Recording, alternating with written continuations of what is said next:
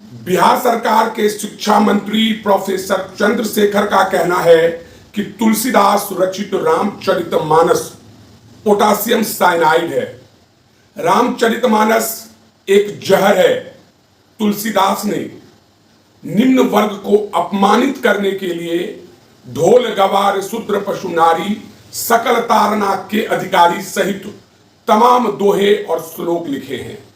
नमस्कार, आप देख रहे हैं dailyBihar.com और मैं हूं रोशन झा। बिहार में जब से महागठबंधन की सरकार बनी है तब से रामचरितमानस और सनातन धर्म को लेकर विवाद हो रहा है। लेकिन क्या आप जानते हैं कि बिहार सरकार के जिस शिक्षा मंत्री ने रामचरितमानस को लेकर विवादित बयान दिया था, तुलसीदास रचित रामचरितमानस को पोटासियम साइनाइड बताया था और तुलसीदास पर ओबीसी और दलित महादलित विरोधी होने का आरोप लगाया था, वे प्रोफेसर चंद्रशेखर हनुमान के भक्त हैं, राम के भक्त हैं और सनातन धर्म का पालन करने वाले हैं। आज हम आपको एक स्टोरी बताएंगे, एक कहानी बताएंगे जिससे आपको पता चलेगा कि असली जिंदगी में बिहार सरकार के शिक्षा मंत्री प्रोफेसर चंद्रशेखर कुछ और हैं और पॉलिटिकल जीवन में कुछ और हैं। अब आप यूं कह लीजिए कि कुछ तो मजबूरियां रही होगी, वरना यूं ही कोई बेवफा नहीं होता। प्रोफेसर चंद्रशेखर धर्म से हिंदू हैं। सुबह सवेरे उठने के बाद स्नान करने से पहले वे अन्न जल नहीं खाते हैं, यानी जब तक प्रोफेसर चंद्रशेखर नहा नहीं लेते हैं, 20 से 25 मिनट तक पूजा नहीं कर लेते हैं, हनुमान चालीसा का पाठ नहीं कर लेते हैं, देवी देवताओं का स्तुति नहीं कर लेते हैं और अगरबत्ती जलाकर पूजा नहीं कर लेते हैं, तब तक प्रोफेसर चंद्रशेखर चाय तक नहीं पीते। लेकिन जब पॉलिटिकल जीवन में प्रोफेसर चंद्रशेखर आते हैं तो तेजस्वी यादव द्वारा चेतावनी दिए जाने के बाद भी बार बार रामचरितमानस को लेकर विवादित बयान देते हैं।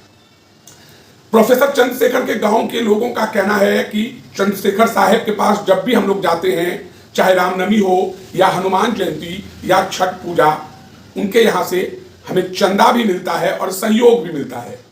इतना ही नहीं, गांव के लोगों का कहना है कि प्रोफेसर चंद्रशेखर ने हनुमान मंदिर बनाने में भी सहयोग दिया है।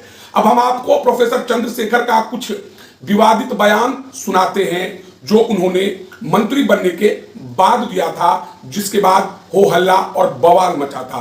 11 जनवरी 2023 को प्रोफेसर चंद्रशेखर कहते हैं कि रामचरितमानस समाज में दलितों, पिछड़ों और महिलाओं को पढ़ाई से रोकता है, उन्हें उनका हक दिलाने से रोकता है, यह समाज में नफरत फैलाता है।